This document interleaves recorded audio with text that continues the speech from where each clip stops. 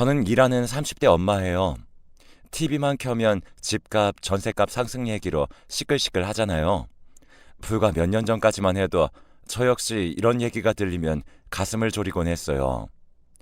주인 아주머니가 이번에도 얼마를 올려달라 그럴까?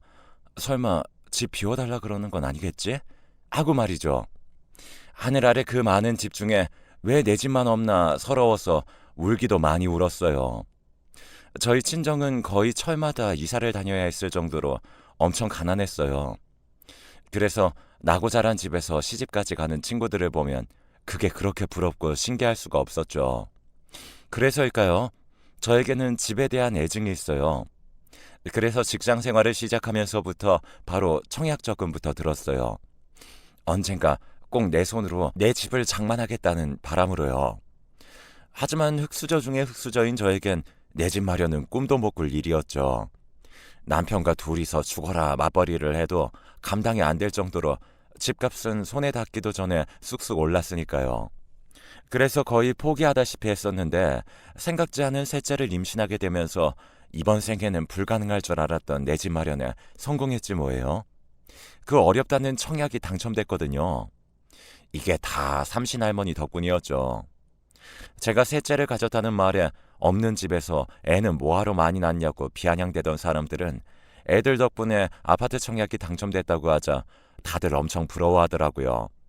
그래서 이제는 고생 끝 행복 시작이다 생각했는데 알고 보니 이게 불행의 시작이었더라고요. 청약 당첨과 동시에 그동안 제가 알지 못했던 사건들이 하나둘 수면 위로 떠올랐거든요.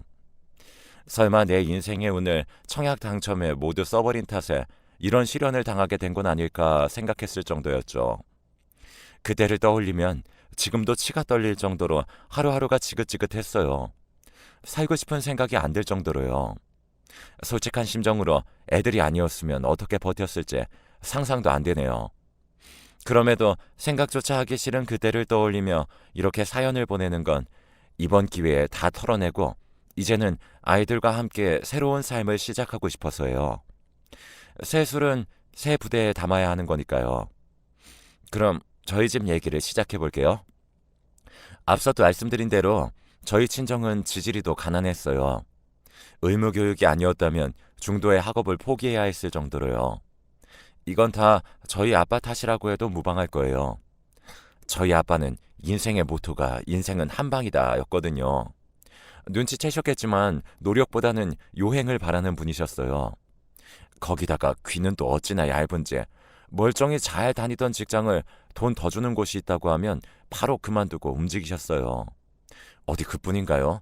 말 몇 마디에 처음 본 사람한테 한 달 월급을 통째로 투자했다가 날리기도 했었었죠. 누가 봐도 안 될 자리에 빚까지 얹어서 가게를 차렸다가 쫄딱 망하기도 했어요.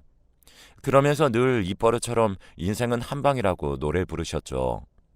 반면에 엄마는 뿌린 대로 거둔다는 신념으로 세상을 사는 분이셨어요.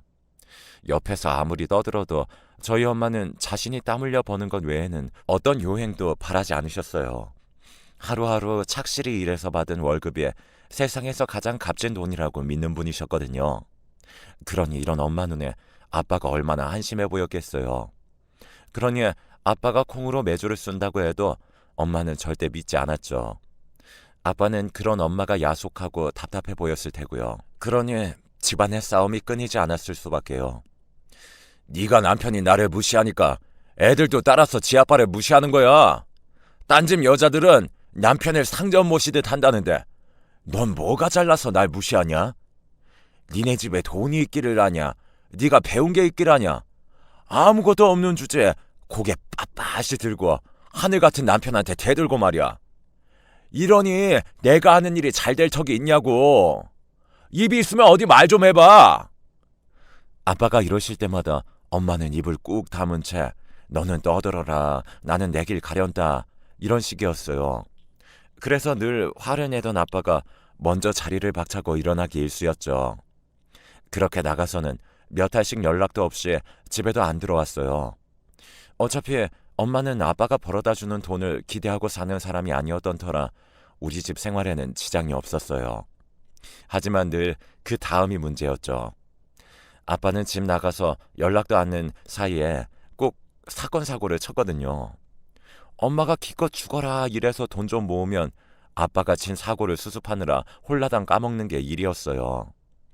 이런 아빠 때문에 엄마는 일을 하도 많이 해서 40도 안 된 나이에 손에 류마티스가 걸릴 정도였어요. 손가락 마디마디마다 뼈주사를 맞아가며 남편 대신 식구들 건사하느라 엄마의 손은 막리라는 남자 손보다 거칠고 험했어요. 물론 제 눈에는 그런 엄마 손이 세상에서 가장 고귀해 보이긴 했지만요. 이런 엄마의 고생이 끝난 건 아빠가 교통사고로 세상을 떠나시고 연년생이던 저희 자매가 직장 생활을 시작하면서부터였어요. 수십 년 동안 도시락 공장에서 일을 해오셨던 엄마는 저희 자매의 닥달에 못 이겨 난생 처음 전업주부로 살게 되셨거든요.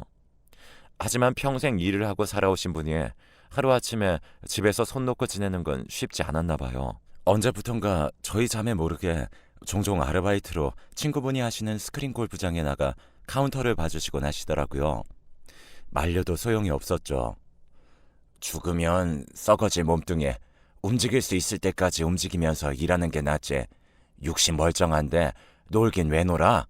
이러시면서 말이죠. 그런데 알고 보니 제가 이런 엄마 성격을 닮았더라고요. 저도 이날 이때까지 출산 후 산후조리 3개월을 한 건 외에는 계속 일하고 살았으니 말이에요. 제가 남편을 만난 건 고등학교를 졸업하고 직장 생활을 하던 때였어요. 당시 저는 회사의 배려로 야간 대학에 다니고 있었는데 그때 남편이 일하는 인쇄소에 제본을 맡기느라 드나들면서 안면을 트게 되었어요. 지금은 그러는 사람이 없지만 제가 대학에 다닐 때만 해도 교재를 살 형편이 안 되는 학생들은 인쇄소에서 제본을 떠서 보곤 했거든요. 저 역시 한푼이 아쉬운 처지여서 그렇게 교재를 만들어 보곤 했었죠.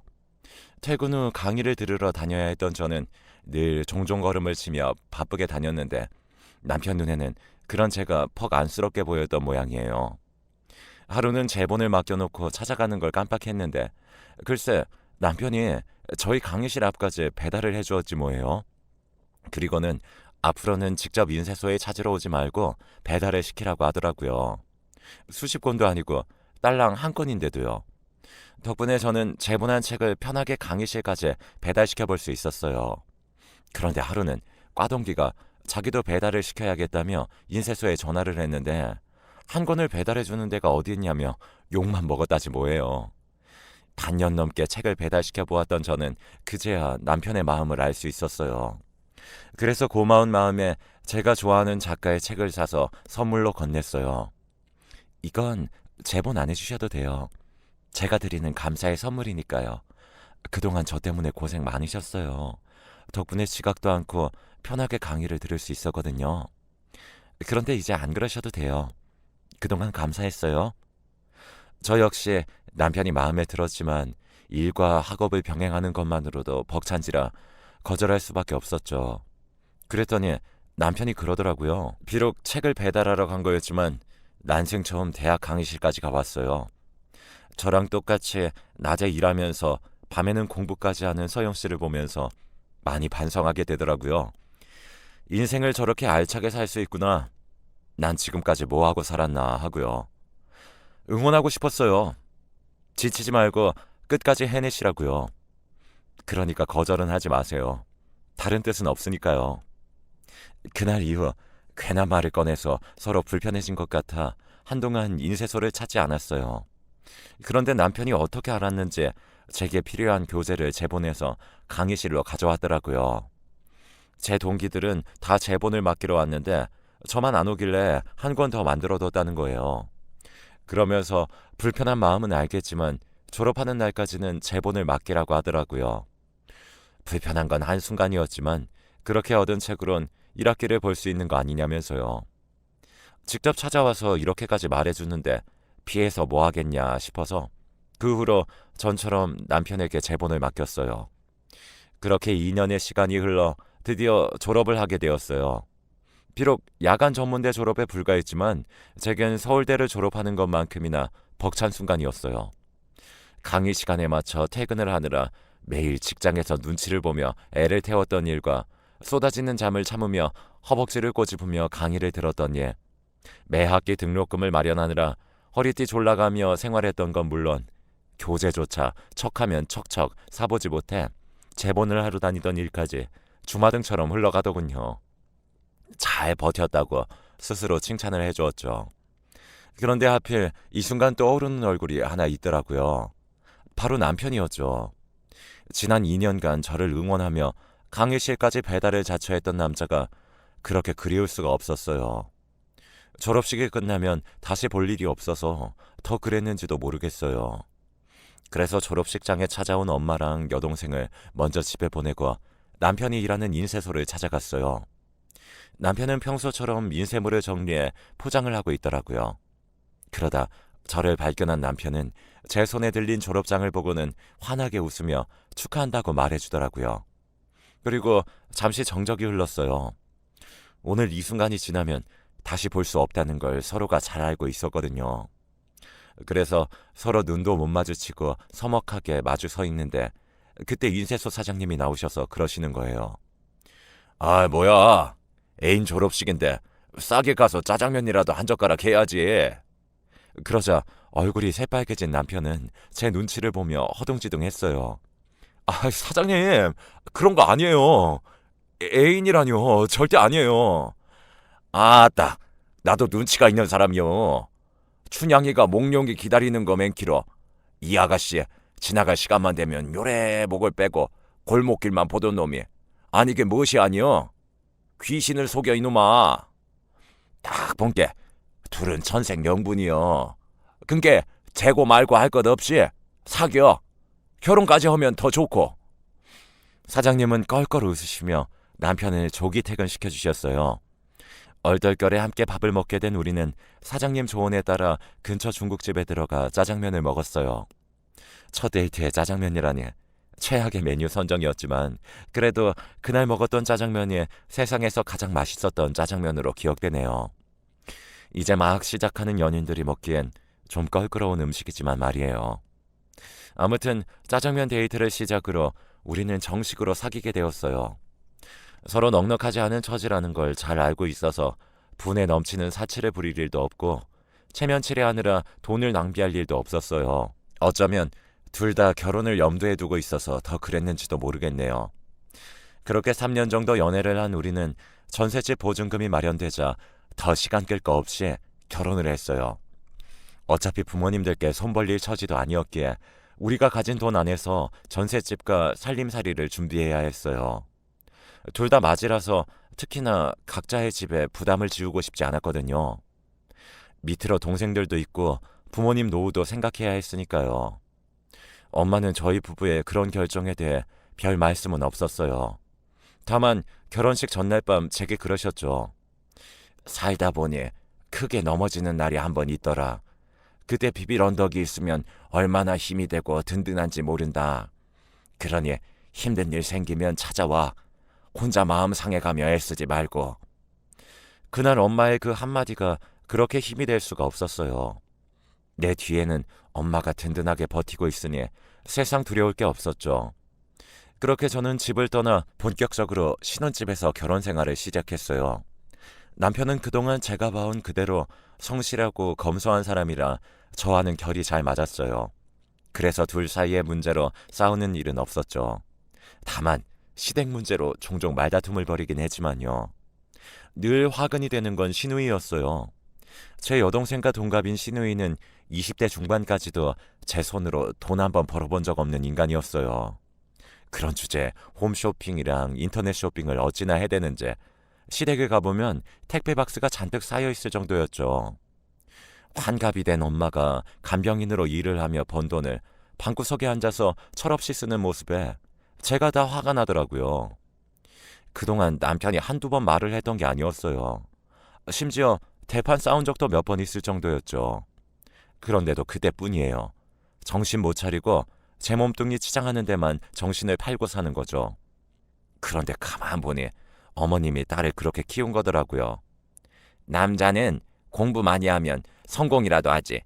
여자는 공부 많이 하면 오히려 고생만 하고 살아. 여자는 그저 몸매 관리 잘하고 예쁘면 그게 성공하는 거야. 얼굴 예뻐 봐라. 돈 많은 남자들이 줄을 서는데 뭐하러 기를 쓰고 공부하니? 예. 우리 영진이는 가만히 놔둬도 돈 많은 남자 만나 잘 살 거야. 그러니 괜히 일하라는 소리 마라. 돈은 내가 벌어서 먹고 살면 되니까.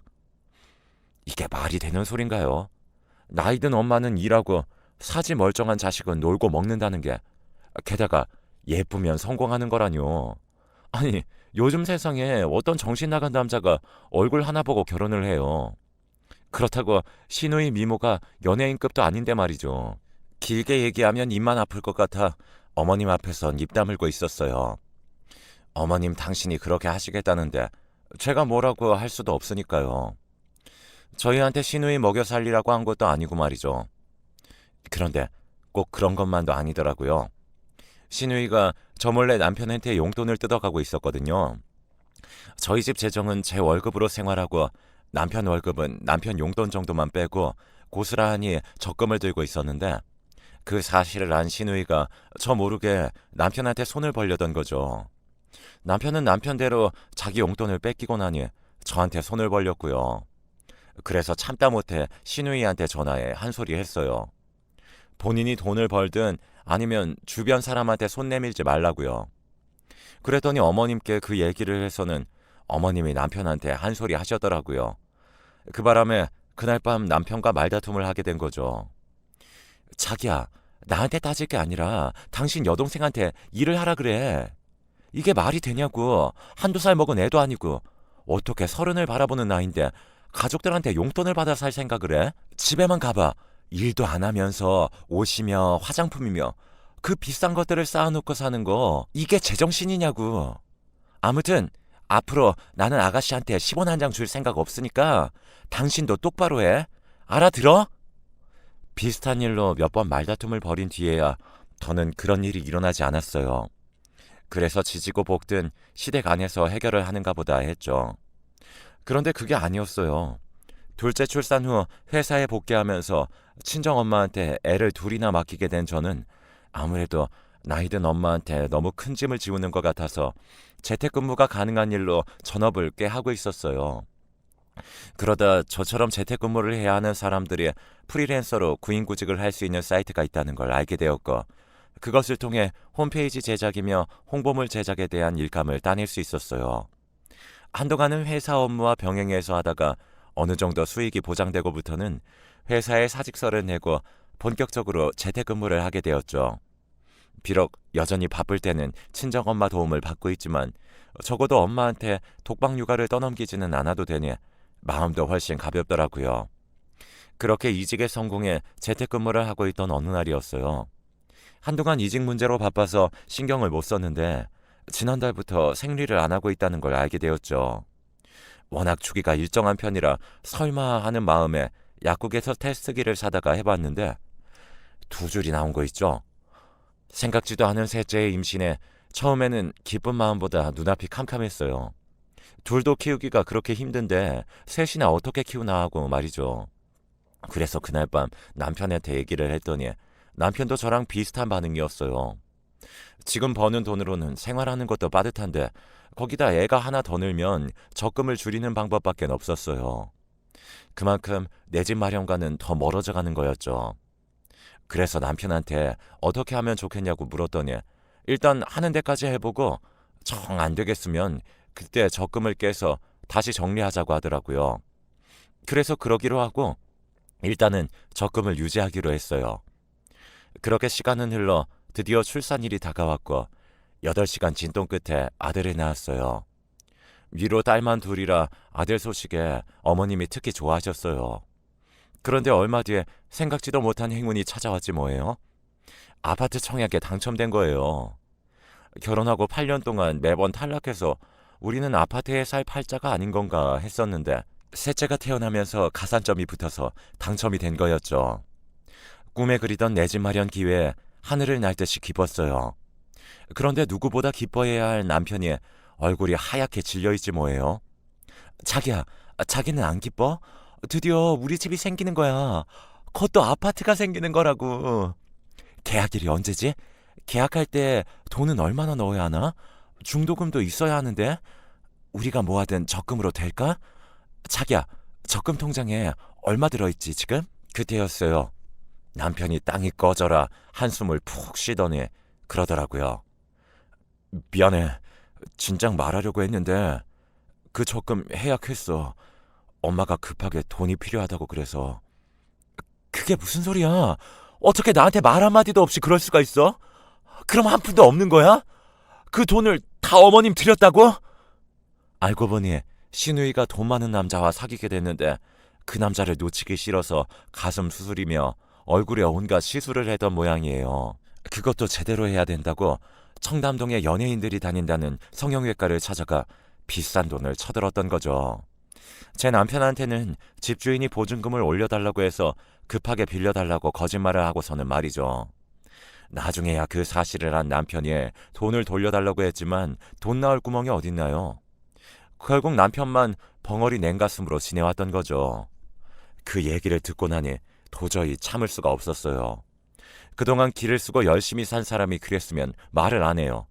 평생 돈 한 푼 안 벌고 쓰기만 했던 인간한테 피 같은 우리 돈이 들어갔다고 생각하니 피가 거꾸로 솟구치더군요. 그래서 신우이한테 전화했어요. 다 필요 없고 당장 그 돈 돌려달라고요. 그랬더니 글쎄 뭘 하는지 아세요? 그깟 몇천 가지고 더럽게 유세네. 언니, 저 곧 결혼해요. 결혼하면 우리 그이가 다 갚아줄 테니 걱정 붙들어 매시라고요.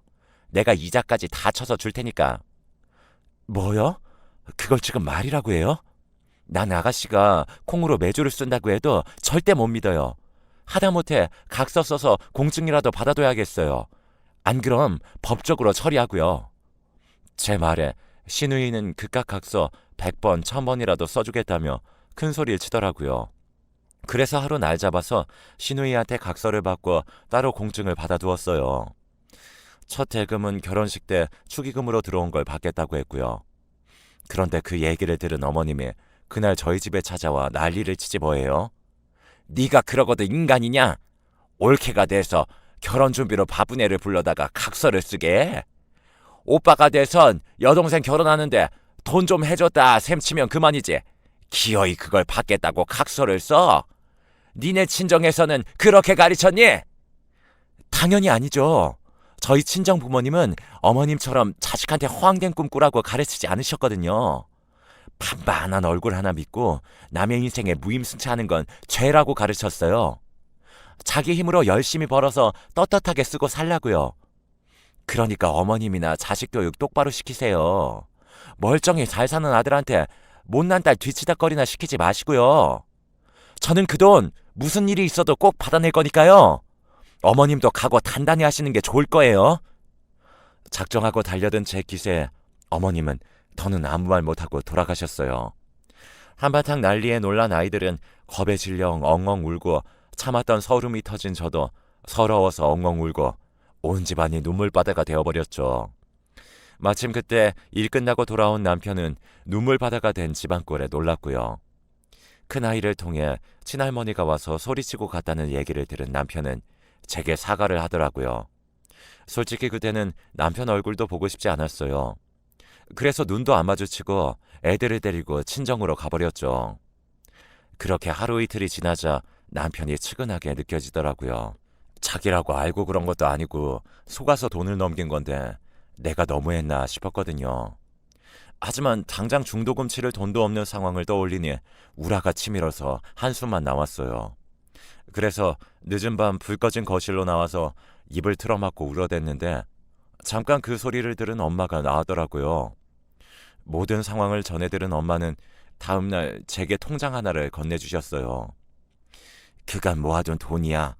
이걸로 집을 살까 땅을 살까 고민 중이었는데 마땅한 게 없어서 그냥 쥐고 있었어. 이렇게 쓰려고 그랬나 보다. 이 고비만 넘기면 다 좋아질 테니 이서방이랑 화해하고 집으로 들어가. 너한테 비빌 언덕이 될 수 있어서 엄마는 기쁘구나. 그러니 부담 갖지 말고 마음껏 써. 그날 저는 엄마가 주신 통장을 들고 한참을 울었어요. 그리고 다음날 저는 아이들과 함께 집으로 돌아갔어요. 그런데 웬일인지 남편이 집에 있지 뭐예요. 평소라면 출근하고 없어야 할 사람이 말이죠. 바닥에는 술병이 나동그라져 있었고요. 평소 술도 잘 안 마시는 사람이 저랑 싸우고 속상해서 마셨나 했는데 인쇄소가 문을 닫았다지 뭐예요. 경기가 안 좋다 보니 달력을 찍는 은행이나 회사가 줄어들었다는 얘기는 들었지만 그렇다고 인쇄소가 문을 닫게 될 줄은 몰랐어요. 오랜 시간 함께 일해온 사장님이 더는 버틸 여력이 없으시다며 문을 닫자고 했다더군요. 모아둔 돈도 여동생한테 날리고 직장까지 잃게 된 남편은 순식간에 무너져 버렸어요. 그날 이후 방에 틀어박혀 밥도 안 먹고서 계속 잠만 자더군요. 그래서 도저히 이렇게는 안 되겠다 싶어서 아이들을 엄마한테 맡겨두고 남편을 데리고 밖으로 나왔어요. 그리곤 이혼 서류를 내밀고 소리쳤죠. 자기, 이 자리에서 결정해. 나랑 이혼할 거야 말 거야?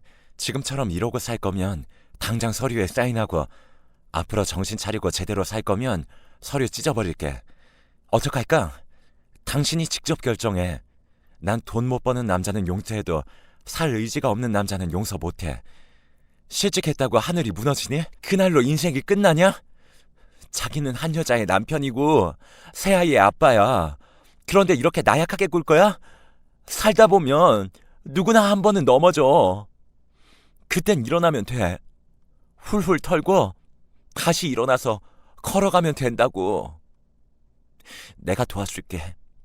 내 손 잡고 가자. 응? 그러자 남편은 제가 내민 손을 잡고는 서럽게 울었어요. 그런 남편의 등을 토닥여주며 저도 함께 울었죠. 그날 이후 남편은 구직 활동에 나섰어요. 그리고는 얼마 뒤에 동네 마트에 취직을 하게 되었죠. 창고 정리하고 물건을 배달하는 일이었어요. 비록 전보다 벌이는 못했지만 그래도 다시 일할 곳이 있다는 게 남편에게 힘이 되는 것 같았어요. 그리고 얼마 뒤에 시누이의 결혼식이 되었어요. 저는 전투에 나가는 심정으로 남편과 함께 결혼식장으로 향했죠. 상견례조차 안 하고 바로 식을 올린 거라 신랑 얼굴을 식장에 가서야 처음 보게 되었어요. 제 남편보다 13살이나 많은 남자로 이혼 경력이 3번이나 있더군요. 워낙 돈이 많아서 젊은 여자들이 따르는 모양이었어요. 저희 부부가 대기실에 나타나자 시어머니와 시누이는 인상을 썼어요. 시누이 결혼하는데 찬조금도 한 푼 안 내놓더니 무슨 낯짝으로 식장에 나타나? 좋은 날이니 내 더는 말 안 하겠다. 식 끝나고 어디 보자. 뭐야, 언닌 그렇다 치고 오빠도 빈손으로 온 거야? 진짜 너무하네. 빈손이라뇨. 그럴 리가 있나요? 제가 아가씨 결혼식을 얼마나 기다려왔는데요. 꼼꼼하게 준비했으니까 한번 열어보세요. 저는 준비해간 봉투를 내밀었어요. 시누이는 잽싸게 낚아채 가서는 봉투를 열었죠. 그리고는 사색이 되고 말았어요. 제가 작성한 내용 증명이었거든요. 전에 약속한 대로 성금조로 축의금 가져가려고 왔어요. 나머지 잔금은 하루속히 보내주세요. 만약 약속 이행 거절한다면 전에 말한 대로 법적 절차 진행됩니다. 아, 그리고 신랑분이 아가씨 직업이랑 학벌을 잘못 알고 있는 것 같더라고요. 왜, 가슴 수술만으로는 꼬시기 힘들었나 봐요. 되도 않는 거짓말까지 하게. 그러게 몸에만 치장하지 말고 진작에 머리도 좀 채우지 그랬어요.